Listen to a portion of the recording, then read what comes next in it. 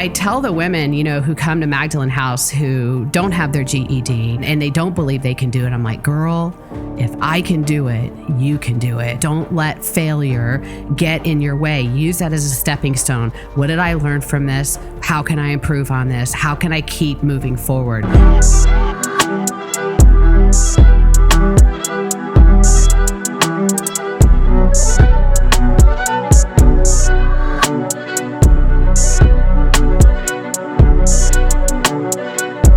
Human trafficking is one of the biggest problems we are facing in this nation. For that reason, I have Toni McKinley to talk about her experience with human trafficking and why she started the Magdalene House of Austin to fight this crime. Toni, welcome to the show. Thank you. I appreciate it. It's amazing that, that what you have done so far, because I attended one event with the Rhythm, and then you were there as well for Magdalene House of Austin. But tell me about your story, how you started, because you're not only a director at the house, but you are a survivor, you are a victim, and you went through the whole thing. You experienced that. Yeah. And for a lot of people that don't understand it, what does that mean? Yeah. Because we as individuals think that a trafficker is going to be an ugly man, scary man. But I think it's opposite. It can be a normal person around you, your neighbor. Right. And just tell me your story. Yeah. So trafficking is really happening in anywhere. It doesn't discriminate against anything or anyone. And really, when an individual has vulnerabilities, that leaves them vulnerable to a trafficker, and they exploit those vulnerabilities to get you to come along with them, join them. And so it's kind of like there's a lot of manipulation and coercion, and we call the grooming process that happens to get someone to comply. Because a lot of us think of trafficking as being kidnapped. And it's not that doesn't ever happen, but it's more rare that happens. Most individuals who are trafficked actually know their trafficker.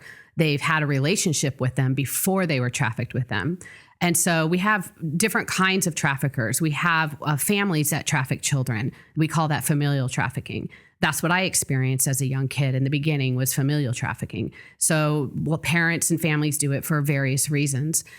For me, I was, I'm a firstborn child, so I'm a little maybe strong-headed too. Sometimes it doesn't mean I wasn't codependent and wanting to serve and be submissive, but I had my moments that would come out of just being defiant also, especially as a teenager. So I became a runaway. I run away from home. I'm running away from the hurt and the pain that I'm feeling at home. And that's when I met another trafficker, and we call this pimp trafficking, or a boyfriend pimp or Romeo pimp. That's where a lot of these people just kind of butter you up, make you feel good, like you're special. Some of them create a boyfriend-loving relationship with you before they start trafficking you. So you believe this person really cares about you, and you'll do anything for them, even things that you don't really want to do. And then there's always violence involved. And so at one point or another, no matter what type of trafficking that you're mixed up in, there's some type of violence that keeps you submissive and obedient, because you don't want to get hurt. No one likes pain. And so at 15, when I was met another trafficker who told me that he would protect me, I've never felt that before. And so I just fell for it, that this life is going to be better. This person to be better. He's going to protect me. He cares about me. And so I was trafficked for a short while by that person. I was actually reported as a missing child. And after about 21 days, I was finally let out into the public, and someone found me. And so that's how I got away from that situation. And then I was just very, very depressed as a teenager, going through the motions. I was in a couple of different girls' homes that I lived in. I ran away a lot still from those places also. But I did eventually, after going to 4 different high schools, graduate from high school barely. Really didn't even deserve to graduate. But then now I feel like I'm graduated from high school. I don't know where to live. I don't want to live at home with my family. They don't really want me there because I've experienced so much abuse there anyways. I'm trying to get away, which is why I ran away so much. I'm trying to get away from that abuse. So I met a guy, had an awful experience with him, and then remembered when I was in this girls' home hearing about someone telling me about a man who takes kids in who don't have a place to go. So I'm 18 years old. I have a beat up old Volkswagen Bug that I saved up for, a Super Beetle, 1971, had holes in the floor. I mean, it was beat up, but it was awesome and it ran. You know, it was my car that I saved up for right after high school. But I called this man up and he took me in. I did not know that he was a trafficker. And so at the age of 18, I was completely isolated. My identification and my title for my car was taken from me and I was being trafficked again. And I thought, how did this happen again? I've even had people ask me that. How does that happen to you over and over again? The thing is we don't learn what the signs are, what we need to be looking for. We're looking for love and acceptance and help. Like, you know, when you have nothing, you're relying on other people and they say, I can help you. I can put a roof over your head for you. I can feed you. It's like, wow, you're so nice. So that's what traffickers do. The stuff that you didn't have in your home in first place. Right. Like the stuff that you were missing. That's what yes. I think, going back to what you just said, I think the runaway kids, you know, happens when you're missing something. You don't get that love, you know, at home. And then you're missing, as you said, those people are so good, as you say, they're so good in grooming people. Yes. They have a system. They do. And this man was a retired police officer. Oh my God. When I was, 18 years old. So even though law enforcement has arrested me, I've been in juvenile detention. I never blamed them. I don't know. I never had a bad interaction, even though I was trying to get away from them, but I didn't, they're just doing their job. And so I just trusted this guy. Like, he's going to want to uphold the law and he's going to be a good guy. He was active in his church. He went to church every Sunday. He was not alone. He wasn't single. He's married to his wife for many, many years that lived there also. He was taking care of his grandson. It seemed like a perfectly safe situation. I literally had no clue. And I lived there for at least a month with nothing awful happening at all, just loving it. Literally imagining this guy as the father that I never had. I remember he was building this porch because he lived in a trailer, and he was building this porch on the front of his house. And I was sitting in the threshold of the doorway, just dangling my legs like a little kid. I'll never forget this feeling. I'm like dangling my legs as he's filling in the porch with these wood planks. And the thought came up to my head, I wonder if this is what it likes to have a father who loves you. You just hang out, you watch him do stuff, you talk, and you just feel accepted, And I'll never forget that feeling. But then how his wife was reacting to all this stuff. She had no clue. And I don't know if it was an abusive relationship and she just completely checked out, if she was completely submissive. Traffickers have to have a little narcissism in them, or if not full narcissistic. So I know with, being married to someone who's controlling, when you've had abuse in the past, you just become compliant so you don't get hurt. And so you're always wanting to keep the peace and do what, maybe a wife should be doing, right? So that person stays happy. You never want to, mess anything up or ruffle any feathers. So I don't know. I really never got to know her. I mean, she cooked. That's when I saw her. I ate the food that she cooked, and I don't really recall ever seeing her throughout the day. And I was also trying to find a job in the city nearby because he lived out in the country. And so I was busy wanting to be, I thought, this is my chance. I got away from my family. This is the best life I have. Yeah. I've got a car, so I have transportation. I just need to find a job and start making money and earning a living. You were in the prison without you knowing it. Yes, definitely. That's the definition of the happy prison. Yeah. And you don't know. When did you figure it out that he's a trafficker? There was any signs? Well, first of all, that term wasn't around then. So no one knew what trafficking was. No one talked about it. It wasn't, there was no definition of what was happening. It was a kindness. Yeah. So to me, I'm thinking, oh, I'm stuck here. When that switch flipped, I'm like, I'm stuck.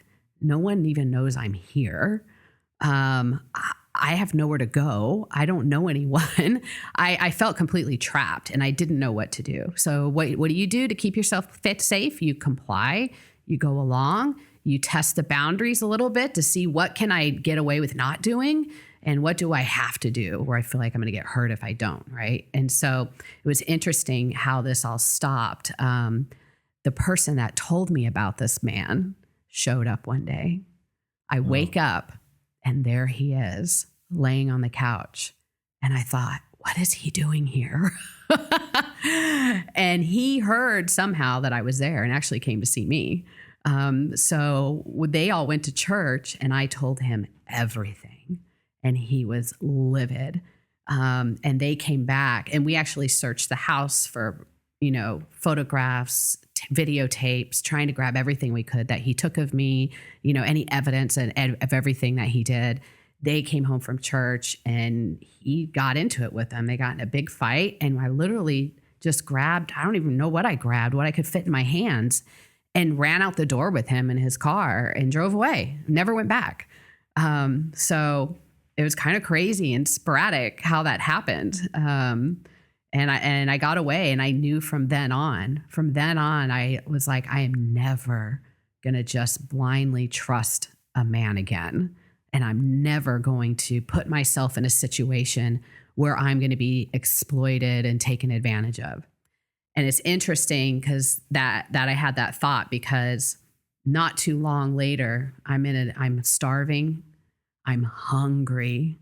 I can't tell you how hungry I was. And the thought came to my mind, I could go strip and I could make a lot of money and I can eat tonight, or I can go to school and I won't eat tonight, but at least maybe in the future, I'll be somebody if I stick to the other route. And I contemplated that. I was like at this T in the road, which direction I'm going to go. And I can't reiterate enough how hungry I was. I literally was digging through crevices in the couch in my car looking just for a quarter so I can go buy a burrito for 25 cents, one of those frozen $4 burritos at the grocery store, right? I was so hungry. And I chose school because I also remembered I'm never going to let anyone take advantage of me again. And I knew that if I chose stripping, I would die. I wouldn't be able to handle it mentally and emotionally. I would have to drink. I would have to do drugs. I would not, I firmly believe at that time, and I still believe it now, I would not be alive if I chose that route. I wouldn't have survived it. So I walked into a community college and I just said, I want to go to school, but I don't know how to do it. And they helped me, filled out the paperwork. I registered for classes. Because I went to 4 different high schools, I was constantly transferred into the same class over and over with a different name. So all 4 years of high school, all I took was general math. It just had a different name. It was called consumer math, general math, math 101, basic math. But it was the same math. I'd never taken algebra in my life. I'd never taken no foreign language, nothing. So because of that, you have to take these tests at community college to test what classes you test into, where you start. And I was way down here in high school level classes. I had to start with learning how to do fractions and multiplication and division when I went to college. And so my English class was, not college level. None of my classes were college level classes. But I was determined I had no other route. My only other choice I could see was strip club. That's it. And so that not wanting to do that kept me in school. I remember when I got up to pre-algebra in college, which still is not college credit. Yeah, it's not. Yeah. I failed it. I failed it 3 times. Over and over. It was not clicking in my head. I couldn't get it. I would study. I would do my homework. And then finally, after failing it the 3rd time, I was like, how am I going to break through this? I'm not getting it. And so right after class, I would go out to the track at the school and I would just run and try to memorize everything my teacher said and visualize it in my head. And this was the 4th time I'm taking the class that I did this, and I aced it. I got an A in the class. I went to college algebra. I got an A in the class. The teachers came to me. They said, "You are really good at this. You should do this new calculus class that came out called Harvard Calculus. We want you to be in there." And I'm like, "Let's do it." Bring me more challenge. I went through Harvard Calculus, went through trigonometry, went through statistics. I mean, statistics I didn't do as well, but I was doing so well in math. I decided I'm going to major in math. I'm going to be a math major, but statistics kind of blew that out of the water. That was really hard for me, but I got a minor in math. I took so many math classes. I'm a minor in math. So I tell the women, who come to Magdalene House who don't have their GED, I was like, and they don't believe they can do it. I'm like, girl, if I can do it, you can do it. You just got to put your mind to it and don't let failure get in your way. Use that as a stepping stone. What did I learn from this? How can I improve on this? How can I keep moving forward? It took me 7 years to graduate with my bachelor's degree, going to school constantly over and over, working full time. It's funny. I worked at a grocery store. I got a job at a grocery store and I was working in the deli slicing meat. And man, the women in that deli, I'm telling you, they complain, they stab each other in the back. It was horrible. I hated it. And I was like, what department doesn't have this where I don't need to put up with this kind of stuff? And how can I make more money? And it was the meat department. It was all men. They don't gossip. They just cut up meat with these big old knives and they cook in there. They cook food and I'm hungry. And so I got a job in the meat department. I wear my big old white jacket. I have seen it, yeah. So it was great. That's how you were paying your tuitions and, Well, I qualified actually for a grant because I was low income with the school. And so I didn't, for a while, I was getting school paid for. But eventually, yes, I had to And where were you living? Pay for tuition. I lived in this little duplex, $300 a month, 1 bedroom. There was a bunch of people living in there, partying, doing drugs. I got them all kicked out. So yeah. It was a big change for you from, living that, trailer and just go and say, I'm not going to do it. Yeah. I'm not going to go to a strip club. I'm going to go to a school. Mm-hmm. How did you shift your mindset? Because as you know, our mindset is everything. Yeah. The moment you shift your mindset and said enough is enough and things happens. Right. And how did you do that? Because a lot of people out there right now, they are listening to you, they're watching this, they're stuck. Maybe it's not the traffic, maybe in life, maybe something. They have to shift their mindset. What is it? I know it doesn't have any formula. What made you to just say, I'm going to keep going and I'm not going to go back. I'm not going to go back. Yeah, it really was just truly not, just having this really deep feeling inside of me that I won't live. I'm not going to live through this. And I think even before all this, I've always had something in me that told me I have a purpose in life. Now, there's been many times when I've wanted to die and kill myself, and that purpose, that little fire didn't always light up, and it took someone else to remind me of that. But I always have had something inside of me telling me there's more to your life than what's happened to you. And so I just kept pushing through it. I kept running for my life when I was in danger, trying not to get addicted to drugs, even though I wanted it so bad to numb myself. I don't know. There was just always something inside of me that kind of kept me from completely going over the edge. And I feel like if I would have done some of those things, would I have overcome that? Would I be here? I mean, it's possible because I work with women all the time who have been drug addicts or they use substances to cope with their pain, and they've overcome all of that. But it's just this little fire inside of me that just never quite died. And I think the thought of not having meaning for my life, it spurred me on. It's just these little things like that just kept creeping in my head. Maybe it's from God that was just telling me not to give up, and not wanting to die. You have experienced so much, and then you went through all of this, came out of it, got educated, got married, and your daughter happens. Yeah. Yeah. And if you don't want to talk about it, that's Oh, no, that's fine. okay. But, you know, Yeah. because a lot of people went through that, as you know, through the drug, fentanyl and, you know, overdosing and everything else. Yeah. But you have seen it all. I have. I You feel have like seen I've it seen it all, all. my friend. And I've seen dead bodies. I literally have ran for my own life and thought I was going to be killed. My own child passed away, which is the worst thing that's ever happened to me. It's interesting because before that happened, I thought the worst thing had already happened to me. But when you lose a child unexpectedly, that is the worst thing that'll ever happen to someone. and that's to the drug. And Yes. as you said, tell me the story of her, you know, if, as I said, you know. Yeah. you don't Well, want it you as know, far, but- she's unfortunately experienced trauma herself. And I wish that I could have protected her from that. But, you know, there's other people out there that we're not always with our kid 24/7 and we can't always protect our children. And she was hurt. I don't know her whole story because she kept a lot of it out of either disappointing me if she felt like that. I don't know. But I know that she was hurt. I know that she was sexually assaulted. I have nursed her wounds from traumatic sexual assaults that have happened to her. And she was on a wait list to get help. But unfortunately, she also turned to Xanax to cope with her anxiety and the feelings that was feeling inside of her. We've sent her to rehabs a few times. But she had overcome it for the most part. She was 9 months sober.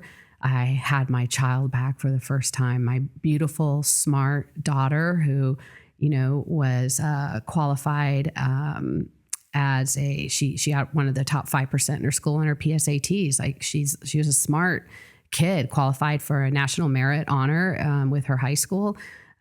Taught herself 2 different languages, and she was a bright kid. And I finally got my daughter back at the age of 23 years old. We had a great time before she passed away. But unfortunately, part of substance use and healing from that includes relapse. And we always hope that will never happen, but it does. And the pill that she took had fentanyl in it, and it killed her instantly. She was on a wait list to get help with her own story of exploitation that happened to her, which makes me even more adamant to get people off our wait list at Magdalene House, because we don't know who's going to hand them a pill to make them feel better, who's going to talk them back into getting, you know, being trafficked again and coerce them into that or force them into that. We don't know what's going to happen while they wait. And people cope in maladaptive ways, unfortunately, because they haven't learned technically great ways to cope, or they're suffering from addiction. And you know, if you've ever tried to not eat sugar, that's the only way I can relate to it. When we've all gone on a diet, it's hard. You know, can you imagine what it's like when, you know, you're on some type of opioid? It's difficult to stay sober without help. So, you know, I found her, and actually her friend found her in our house. I gave her mouth to mouth, even though I knew that she was gone. I just couldn't not try.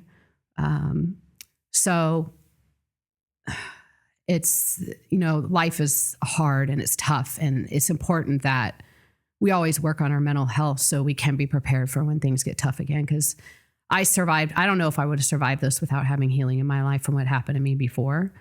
I don't know what that would have done to me, because it's pretty hard having healing in my life to have to now heal from this and go through the grieving process of the death of my daughter. And I still struggle with it because it's only been 2.5 years. You know, her room is still the same. We haven't touched it. Sometimes I think of moving, but I can't leave her room. Can't leave the house that she grew up in. Our Netflix account, she has her own account. I would love to delete Netflix. I never watch TV, and it's charged, and they keep raising their prices, but her account's on there. And every time I turn it on, I just stare at her name on there. You know, I can't delete Netflix. I don't know how I'm going to do that. Eventually one day I'm probably going to have to get rid of it, but it's little things like that just keep you hanging on, and you keep grieving and mourning, and it reminds you of the sadness and how hard it is. Because what we'll never know what she could have become, because fentanyl took that away from her. And it's taken it away from so many families and so many parents. So many. I mean, we've even had a lady at Magdalene House who was not at our house currently, but she also passed away from fentanyl. We had her go get some more 24-hour mental health care, and they just released her out on the streets instead of letting anyone know, and not finding her another place to go or getting more help. And she passed away in Austin here with fentanyl poisoning. But it's stealing people's lives, and that's a hard trauma to overcome, which is why we really need to always work on ourselves, work on our mental health, because I still want to be there for all those other ladies that are on our wait list and all the ladies that are in our house. You know, I want them to get the help that they need. They deserve it, because when you're trafficked, all your freedom is taken away from you in every aspect of life, and you are relearning how to have a voice. What can I eat? Can I take a shower? Simple, basic things that we take for granted every day. We do. We're not grateful, you know. Yeah. I always tell people to be grateful for what you have. Yeah. Even, you know, you get up and you can walk, and you have a roof above your head. You have a little bit food, because we just talked. You would look in your car for a little bit things, or get a quarter to go buy, you know, taco or, you know, burrito. But we are not, you know, grateful. Yeah. And we all know that, but we are still doing it. But going back to, you know, these people that, you know, they've been trafficked, and other organizations like Sentinel Foundation, like, you know, of course, the Rhythm, they're, you know, awareness, trafficking for awareness, and a lot of other organizations out there that they go and rescue these people, sex trafficking, human trafficking, labor trafficking. And these people, they have traumas. Yes. They come back, and where are they going to go? Right. And as you said, you mentioned something very interesting, that if they don't get the care they need at that moment, that they are out and about, they're going to go back to the trafficker, and they're going to go to the life that they were thinking is a great life. But the actual reason is this: they don't have any other option. Right. That's what we encourage everybody, that your funding, whatever you help to, you know, your organization, Sentinel, Rhythm, what any human trafficking, that funding goes to creating an environment like Magdalene House, to create those beds that people, they can come and actually don't go back to that environment. Right. Now, tell me what the house does, because a lot of people, they think, oh, there's a Magdalene House of Austin. Is it a house? What is that program all about? What is the mission? What you guys do? The person is safe through any channels, and now you have a list. What is the process of getting these people? Just walk me through it, the people, they get understanding that what you actually do there. Well, our purpose at Magdalene House is that no woman will ever be re-exploited or trafficked again once they go through our program, ever. And also just avoiding and learning healthy relationships, and not even being in a domestic violence relationship. We are teaching them everything they need to learn. We've got 2 years with them. And honestly, it's long enough to get them on their feet. And that's why we continue doing case management after the 2 years when they leave us. But we are just a regular house in a regular neighborhood, trying to create normalcy so that they feel like they belong here. They belong in this neighborhood, in this community, as much as anyone else. We are not this clinical, sterile environment. We are just a regular house where they feel belong. Normal living, right? They're adults. They're 18 and older, so we treat them like adults. It's not locked down. They're not locked down. They're not prohibited from, going anywhere. They can go shopping. They can go shopping. We want them to. They can go to school if they want. Yes, they can go to school, and we want them to do that. We want them to learn how to advocate for themselves, to learn to find their voice, and figure out, what are my dreams? What do I want to do with my life? And you can only do that by walking with them through those motions. So when they come to us, they're either searching themselves for a place, because we always try to refer them to an advocate. Like Unbound Now is an amazing organization that advocates for them, and they help them find places to go, if it's temporary or full-time. So we get lots of referrals from them. Sometimes they come directly from, the FBI. We've had that, law enforcement. Homeless shelters for like women's shelters have referred them. Gosh, the human trafficking hotline refers all the time. The Safe House Project refers to us. It just comes from everywhere. We get referrals from all over the place. It's random people that like counselors or just someone at a church that was talking to a lady and found out she was trafficked and wants to know how to help, right? So they come to us, and our program is for 2 years. The first thing we do is we try to get identification. Their identification has been taken away from them in most cases. If you don't have any ID, you can't get a job, you can't rent an apartment, you can't do anything. And so trying to find ID for sometimes is really difficult. If they come with zero, no birth certificate, no social security card. Are you serious? Oh yeah, serious, dead serious. Like who took them away? Their trafficker takes it. Or it gets just lost from traveling around from hotel to hotel. Their stuff gets left behind. They just know their name and last name and you have to dig it out? Yeah. Yeah. That's the process. Yeah. And these are American citizens. Oh my God. Yeah. Did you hear, folks, that what she just said is happening in our backyard? Yes. Yeah. In our backyard. Yeah. We haven't even touched on international trafficking because we don't speak their language. Our curriculum doesn't have it. We don't have our curriculum in their language. We literally only work with U.S. citizens. And so we are hunting down, we're working with Texas Advocacy Project with their attorneys that try to help us get their ID. We're trying to figure out, do you know where you were born? Do you know what your parents' names are? You know, all this information we need to get to try to find a birth certificate, get a social security card, because they also can't get food stamps, you know, because they start out on food stamps. Yeah, they don't exist. Yeah. I mean, they do because it's out there somewhere. It's been lost, right? But it's really hard to get that back when you have nothing to prove who you are. It's very hard. Yeah. So that's the first thing we focus on is ID. And what do you have? Do you have any pictures of yourself on any form of identification, you know, a library card, anything, you know, and we're trying to gather as much info as we can to help them get their identification because that can take a while. It's a lot of paperwork and waiting for that stuff to come in. And we don't have them work and get a job right when they come in because emotionally they're too distraught. They'll just quit their job and walk out and leave. And that'll just look worse on their resume, right? So we take them through the healing process. We have a psychoeducational course. It's actually a book that I wrote that teaches them about what happened to them. Because if you don't understand that you were groomed and manipulated and coerced and that this wasn't your choice, what do you have to heal from? You're just blaming yourself. It was my fault. I believed him. I shouldn't have believed him. I walked into the room. I should have known, you know, all these shoulds. And we should never should ourselves. No one should. You feel that you are a victim. Yeah. Right. Yeah. So we have to help them understand what happened to them. Because a lot of times we're also breaking the bond with their trafficker, especially if it was like what we call a Romeo pimp.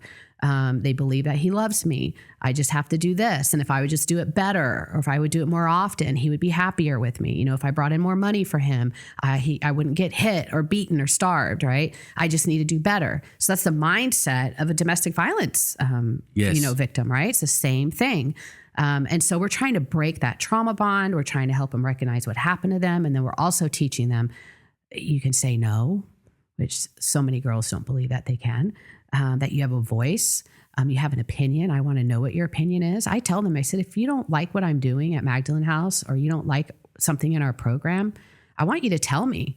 And they're scared to death to tell me because they're thinking, you're going to kick me out. I got to do what you say, you know? And I'm like, oh no. Matter of fact, not only do I want you to tell me, but if it makes you angry, you can be mad at me. Like you anger, have a right to do that. Yeah, you have a right. Anger is okay. That's a justified emotion, you know? And it challenges me too, right? Because I'm also was super codependent.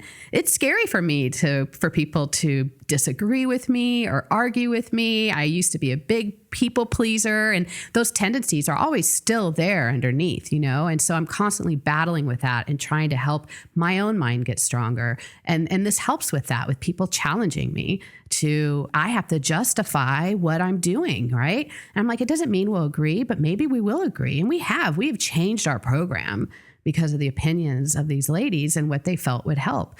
So we want their input, but that teaches them to have a voice. It rewires the neural pathway in their brain because when they leave Magdalene House, other people are not going to be as nice. Everyone out there wants what they want and they want to get it from who's going to give it to them. And so they're going to get stepped on and used in some way, form, or fashion if they don't know how to speak up for themselves and have a voice. And so I want them to practice that in a safe environment. practice arguing with me, Don't be afraid. I'm not going to hate you.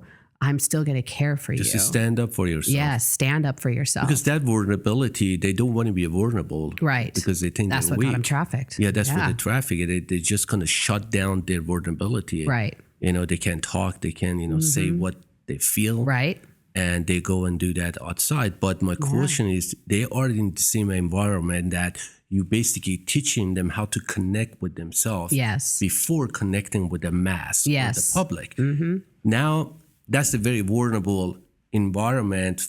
Like for them, if the trafficker finds out that these people are here, that can be against another target. Yeah. Because if for some reason these people, they have a right to go out, do shopping, everything else, I think the traffickers, they can follow them and they just groom them back again to that environment.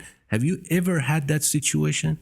No, but it's not necessarily the same trafficker. So there's so many vulnerable people out there. Typically, a trafficker is not going to follow the girl unless maybe she's testifying against him. That can be a little bit more risky.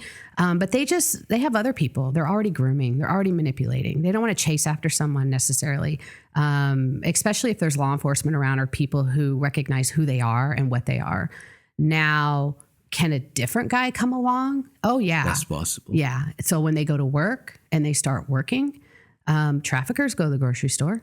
They have to eat. This is what we don't understand. When you say trafficker people, they say, oh, this is the people that they hide. No, they're all around you. Because they're all around you. You just educate me about that. They say they're normal people. Yeah, they are. They look normal. They're not your stereotypical thing we see in the music industry when we think of pimps, gold chains and fur jackets. And no, it could be the guy that owns the business down the street. It could be the man who lives in the apartment next door. It could be a woman married to her husband and they do this together. I mean, there's a lot of female traffickers. Really? A lot. Yes.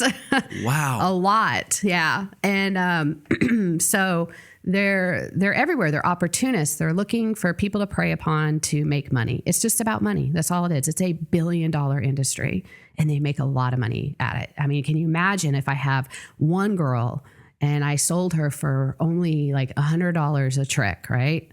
And he does it 10 times a day for 6 days a week. I mean, how much money is he making off this one person every single week and not even every day of the week? And I usually use that example because I testified in a capital murder case in Fort Worth. And they asked the girl, how many times a day were you sold? And she said 6 days a week. And they asked her, why not 7? She said, that's when my trafficker went to church. Oh my God. Yeah. So anywhere where there is vulnerable people, there is someone praying, looking for who can I take advantage of. So it doesn't make church a bad place. It doesn't make school a bad place. It doesn't make video arcades a bad place. It just means there are people there looking for children to take advantage of or young adults to take advantage of. Who can I manipulate? Who can I groom? Who can I befriend? And that's what this is about. We're so worried about someone kidnapping us, but yet, there's a study done in San Diego, and they said that parents stopped monitoring their children on the internet at the age of 14, 15 years old. And then the age that kids are starting to be trafficked for the most part is 14, 15 years old. So they're in communication with your youth on Snapchat, on Instagram, on TikTok. I mean, they make this attractive site of fun and party and cars and money and gaming. Yes. And gaming, definitely. And they're talking to our kids. And that's when we stop monitoring them. So we think, oh, they're old enough. They know not to talk to strangers. The problem is these guides don't come out and say, hey, I'm going to sell you. You're going to tell me your address and I'm going to come pick you up. No, it's, oh, you're beautiful. I love this picture of you. You're so smart. Yeah. I know. And then they might not talk to him for a while. And then you go online and say, oh, I need a ride home. Is any of my friends available? And oh, he's available because he sees it because you friended him because he seemed like a nice guy. And so you don't want to be late home to miss curfew because you'll get in trouble and mom and dad doesn't know you're at a party and he comes and picks you up and you never make it home. In my time, I'm 57 years old. In my time, when I was growing up, it wasn't no social media. It wasn't no phone. I think we were less vulnerable to this kind of thing. Now the technology is rising. And as you said, all the doors are open from Instagram, Facebook, Snapchat, Twitter, online gaming. It's really hard to control that. It is hard. And it's a great, for them, for the trafficker, is a great tool to start recruiting, grooming, and, start capturing these victims. And as you said, we have this mentality that they're 21, they're old enough, they should understand. But I totally agree with you that they don't understand. Because they don't know. Right. They don't know. And then when we tell our kids, and then we educate them, we say, I'm old enough, I know what to do, but they don't. Because sometimes as a parent, you are a parent, I'm a parent, we give them advice and they think that I'm giving a hard time. I said, no, baby, we're trying to educate you. Because if you go out there, it's going to be wild, wild west. And we're trying to prepare you to go to a new era, to a new world, because not everybody is good. But this technology is hurting us. Do you, I'm sure these people, they come into Magdalene House, they have phones. You provide them with phones or? Nope. They can have a phone. And that's hard. I know that because you need to get a line for each person. And, beside the cost. We do a 30-day offline. We take their phone for 30 days and just kind of get them out of the habit of always having their phone on them and not allowing them to talk to anyone, even their family members. We don't know if their family members are abusers either, right? We're just like, you're going to take a 30 days off from the world, but we want them to, we want to trust them to make the right choices. And so during that 30 days, we're educating them and we're talking to them and we're building a connection with them so that hopefully they will start to trust us, because I don't expect them to. I don't demand trust. I expect them to not trust me. I don't want them to trust me right away. You got to earn it, I want them to earn it because that's what their trafficker did. Like, trust me, I'm going to take care of you, right? I don't want to be like their trafficker. And so, their phones do get them in trouble. But usually by the time to come to us, they are tired. The women are so tired and so broken, and they're mostly willing to just give up whatever you need me to give up. I'm ready. I'm done. And they're so broken. And that's actually a good place for them to be because it means that they're ready to be built back up. And so that's what we work on, is building them back up mentally, emotionally, financially, even with their education, helping them get that professional development, helping them find the right jobs for them in the workforce and make a living, and learning how to clean, not being afraid to take a shower and take care of themselves, doing self-care, and learning how to just be nice to themselves, and eating, like something as simple as eating. Can I eat? I'm like, girl, you get food anytime you want. We got a house full of food, but they'll ask you because their trafficker made them do that. So they don't even know that they can eat sometimes, So we're teaching them all that. It takes a long time to heal. It does, yeah. And it's not done after 2 years. We maintain case management with them because a lot of them don't have family to support them. And then imagine this person goes out there, this female, like let's call it Jana. Jana goes out there and she finally meets the nice guy. And she thinks, oh, that might be it. He's a nice one. What challenges they have? Are they still not trusting because the previous? Have you ever had that situation? One of those ladies comes back and say, "Hey, Toni, I really like this guy, but I don't know. I'm not sure. I'm scared." Sure, yeah. And how they overcome that, because now her life might change. Yeah, it's actually most of the time the opposite. Really? They quickly fall in love, head over heels immediately, and that's because there's this huge deficit of love that they haven't had their whole life. And even though they may come in saying, I'm never dating again, I'm done with men, the first guy that compliments them, they're head over heels. It's programmed. Yes. And so we're trying to teach them, what does a healthy relationship look like? I'm actually writing a whole book on this because it is a problem. And I've had the same problem, right? I mean, I'm single. I'm not married anymore.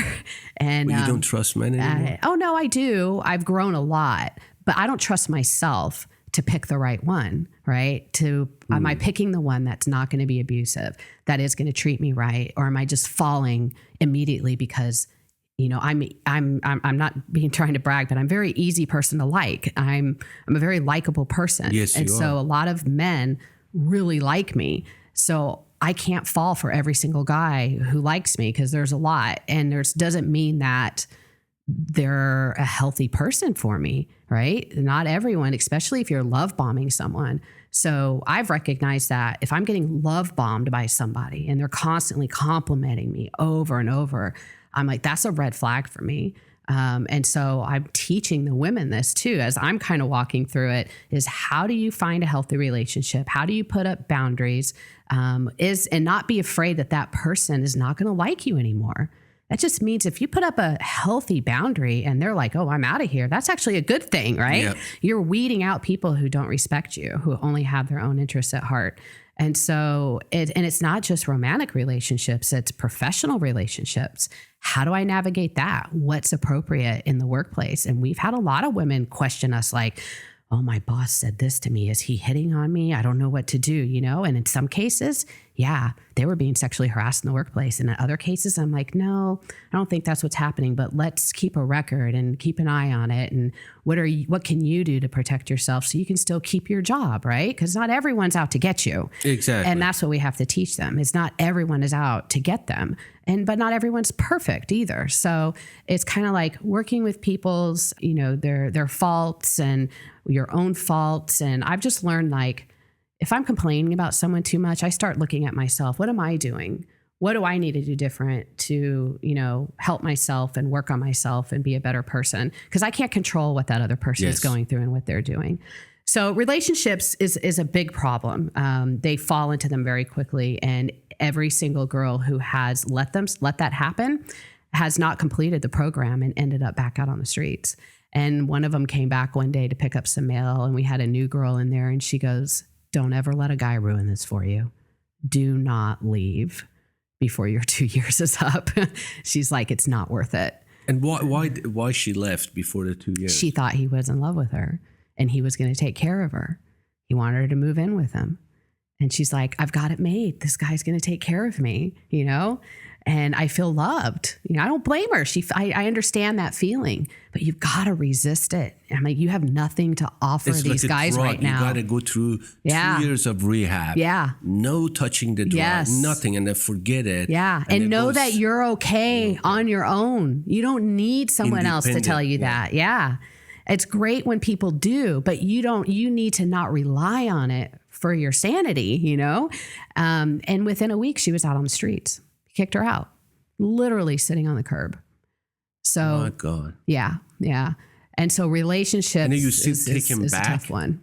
Oh yeah. Well, we will if they want to come back. But you know, if we have an opening, if it happened where we haven't filled that bed yet for some reason. Okay, just imagine that bed is been filled. Yeah. And you have 50 right now in the wait list, for example. Somebody goes back, comes back. What's going to happen? Yeah. You don't get to come back. You can't help on them? The waiting list. Well, we do help them. They just don't have a bed at Magdalene House because we're full. Where are they going to go? So, well, that's up to them to figure out, right? And we can always make suggestions and say, hey, let's apply here, see if there's an opening here. But in all honesty, there's no openings anywhere. There's waiting lists everywhere. Therefore, that's what you and I were talking that we need more funding to build more houses. Yes. Yeah. And each house serve what, 6, 7 people? So for us, it's 6 people each house. And we're opening a house. We are remodeling a house right across the street from where we're at to double our capacity, to have another 6 women in there. And that's what we need funds for still to continue the remodeling process and get that open. We need to get it open as soon as possible because there's too many women waiting. Basically, if you don't get the funding from the people, it'll just take longer to open. It takes longer, but it takes longer and you don't know what's going to happen to that person during that time that you are waiting. Exactly. And they're going to go back to trafficker. They're going to go back to drugs. Yeah. But they couch surf. They sleep under a bridge. If they, on one girl, I know some girls have a car. They'll sleep in their car at a truck stop. Well, truck stops are littered with traffickers. So truck drivers, take them from one truck stop to another. They trade these girls out. I mean, there's no safety, even at a truck stop to sleep there. So It's a tough, hard life. Yeah. And we need How much money are we talking about? Well, for the remodel. We're going to put it out there, yeah. folks. Listen to it carefully, because we are in the mission. We got to create these houses. We're going to build it, and we're going to get more people in there in order to taking care of them and not going back to the street. Yeah. How much money do we need, Toni? So for the remodel of our house, and it has been gutted. Like we've gotten a lot Totally gutted. Totally gutted. Only the 2x4s are up, or whatever those pieces of wood are that hold up the roof, right? You can see right through the walls from one end to the other because the house was so old. And anytime you touch something, you have to bring it up to code. And so everything needs to be brought up to code. And we've had a lot of donations, but we have to pay for labor, right? And we can't ask people to work for free. And so our cost to finish the remodel is $69,000 is how much we need. Here you go, folks. You just heard Toni just put it $70K. When it's $70,000, I think we all can do that. Help the organization to finish that house. If you're listening or watching, we all can help. Just jump in. And at the end of this, podcast, Toni's going to give information that where you can go donate and all the good stuff. But I believe when we all come together, things happen, and we can make this happen. Yeah, you can change lives, literally, like drastically. The women come up to me. They're even while they're in the program, they're just in tears, and they're like, "You have saved my life." I can't tell you how serious they are, and the tears streaming down their face. And I look at them and I say, "No, you're doing all the work. We're just giving you the opportunity. We're giving you the opportunity to keep taking advantage of it. You are saving your life because this is hard. It is not easy to bring up all the trauma and all the people who have bought them, who have beat them, who have starved them, who have drugged them against their will. Some of them, like me, have had a child die, but theirs was while they were trafficked. They've had their trafficker take their child, like never being able to see their kid again. There's children out there missing that they can't find because their trafficker induced their labor and never took them to a hospital. Like there is some evil, horrible stuff going on out there. And these ladies' lives are literally being changed. I mean, we are a survivor-led organization for a reason, and that's because survivors get it. We understand what it takes to heal. We understand how hard it is, and we understand that it can be done. It can be done. Healing can happen, but it's hard work, and they need support. They need the community. They cannot do it alone. I cannot help them heal alone.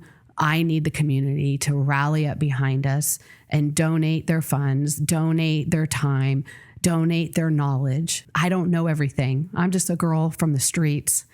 I was in and out of jail, and now I'm running a nonprofit, and women are getting healed, but we need your help. We can't do it alone. And lives are being changed. You're doing a fantastic work, and you keep doing it. You keep doing it. You keep going forward and not giving up. Why you do that, Toni? Yeah, I have to. Why? These ladies need to experience healing like I have. Despite the pain in my life, I also have so much joy. I'm so happy. And it fills me up to see other ladies healed. It's my purpose in life. I will never quit.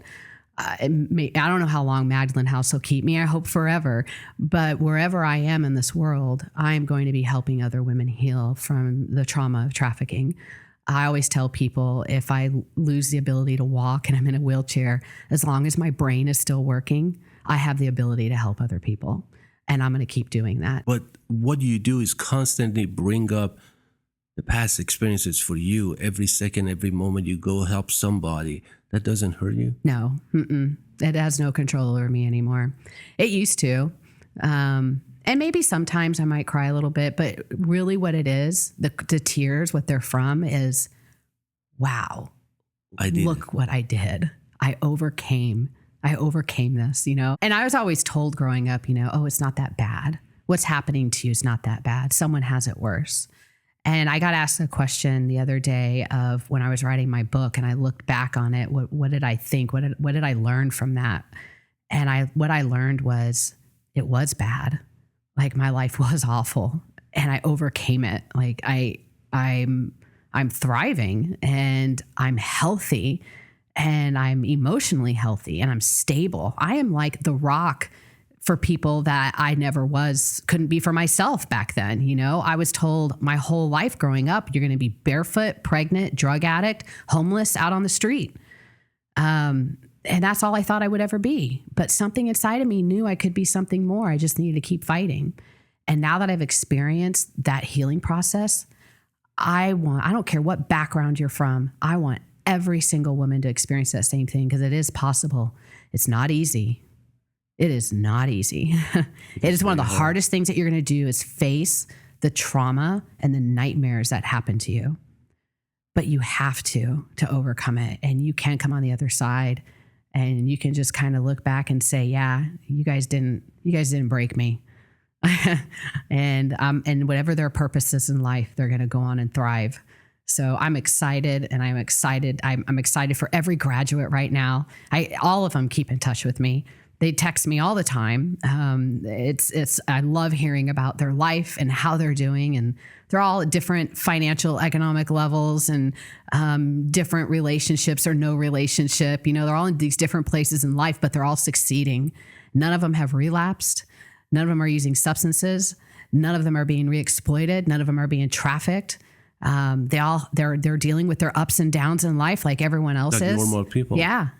And they're doing great. But they can call you, or Magdalene House, they can call anytime for help. Anytime. Hey, Toni, I give them my personal number when they graduate. Oh my God. Yeah. And I get cat videos. I love it. We had a young lady who just had a baby. She was engaged to be married, and then she got pregnant. So they postponed the marriage, but they're still together. And she has this adorable baby, our first Magdalene House baby. Oh my God. You know, so this is what we're paying for, right? This is what your money is going towards. It's not just one woman. It's a woman who is going to go on and be a mother, possibly. She's going to raise her own children. And now she's doing it in a trauma-informed, healthy way because she got help and she is healthy. And this kid's going to live a great life, you know? And so it's going to be rewarded down the road from generation to generation. We are stopping the cycle of generation of abuse that's happened to them, right? And we're teaching them a new way to live, a new way to think, a new way to behave that's adaptive to society, that is adaptive to humanity, that they go on and they give. They give back. We have a graduate. She's like, I want to at least donate an hour a week and volunteer here and help. You know, and so that's what she started doing. And it's amazing for them to be able to give and give back. And they always say that when they're at Magdalene House, they're like, I want to help, I want to give, I want to do, because they're so happy to be here. And I'm like, nope, you focus on you. You're not going to be selling things for me. You're not going to be up on stage talking about your story. You know, it's re-exploitation. You're here to heal. Now, after you graduate, after you get healing and you want to choose to help, you know, you want to be in the movement, you want to be a speaker, you want to be a book writer, I'll help you get there. You know, you want to work in real estate, I'll connect you to people. You want to, you know, the whole resource center. Whatever it is. Yeah. You want to continue your education at school. We got girls working on their master's degree right now. Like, it's absolutely amazing. We got another girl getting her CNA license. And, you know, she really struggled with trying to find a job because of her criminal record. And what happens is these traffickers, they don't hold the drugs. They know better. These girls get these criminal records that these traffickers should be getting. And it is going to be difficult to get a job. Exactly. So we need community partners who are willing to work with them, who are willing to hire someone that has a record. You know, some of them are a violent record. You can't let that scare you. Like I said earlier, I testified in a capital murder trial. That was a young 15-year-old girl that was getting accused of murder because she was there with her trafficker who murdered somebody and they died, and they're prosecuting her. Like, that's horrific to have to lose all your freedom, be sold across whatever city or states that you're sold across, your body sold, and then you get arrested for murder. Where is your hope in life, right? How do you find that? That's hard. And that's just not the only person that this happened to. These girls and young women are charged with crimes that is their trafficker's crime. So we call it being under the duress of your trafficker. But yeah, there's a lot of things we need to fix in our legislative system because of this too. Yeah, and then you guys are doing a fantastic work. I'm sure, you know, it's going to happen. But We have 4,000 animal shelters. Nothing against animal. I'm a dog lover, but we have only 529 beds in the state of Texas. We need in the United States. in the United States. Sorry. Yeah. That made it worse. There's only like 5 homes, but they each only have, the smallest one has 4 beds, and the largest one, I think they have 15. And how many you have in the list? I have 49 people on our list. You have 49 people in your list that they need help, and you don't have a spot. And we're all full across Texas. Yeah. Basically, we need more house. Yes. Yeah. Like if somebody wants to donate their house, like they have a couple of houses, they can do that. Yeah, I would love to talk to them. There is a process, and we also need to be able to hire staff, right? So it's not as simple as just donating a house, but we do need it. We need more homes. Oh my God, we're gonna push this. We're gonna get as much as help we can. But again, thank you so much for what you're doing, and I'm honored to not only be your friend and be part of it and help you out to get there, because I believe together we can do amazing things. Yep. Everything possible when everybody comes together and make things happen. Yeah. Because at the end of the day, we're all human. Yep. We all suffer in different levels in our lives. Yeah. And today is a day that we all say, enough is enough. Let's go do something. Yeah. Because life is too short. And that kid might be my kid. Yeah. Maybe my brother's kid. Maybe my neighbor's kid. Yeah. And this is the things, as a human, we always think it's not going to happen to me. It's not going to happen to me. But you might be the next one. Yeah. Yeah. You might be the next one. This is what thing. But any message you have for the people, that how they get involved with your project, with Magdalene House, and where they're gonna go donate, what they have to do. Right. So our website is magdaleneaustin.org. That's magdaleneaustin.org. And you can go there. There's a donation button. There's a contact button. So there's a volunteer button. It's all on there. There's information about what we do and some statistics and stuff so you can learn more. But definitely contact us and write us through our website or on Instagram. It's Magdalene ATX on there. And I think it's the same on Facebook. And we're also on LinkedIn. It might be Magdalene House Austin on LinkedIn. But you could find us. If you type in Toni McKinley, I'll pop up. Toni McKinley. Yeah. In the LinkedIn. You can go on LinkedIn, find Toni McKinley. Yeah. She's currently serving as the director of the Magdalene House. The executive director. Yeah. And executive director. And she's quick. She responds so quick. I know that. I am fast. I don't believe in leaving people hanging. So you will, if you don't hear from me, then something happened between me and the email you sent. So please keep trying. I'm honored to be not only your friend, but as a person that I can call and talk to you and, do things together to get these people, settled. And what you do is so rewarding. I just want you to know that. And you keep going, and we're all proud of you. Yeah, thank you. We're all proud of you, and we're all here to help you to get there. I appreciate it. We're going to make it happen. We're going to make it happen. Thank you, Toni. Thank you.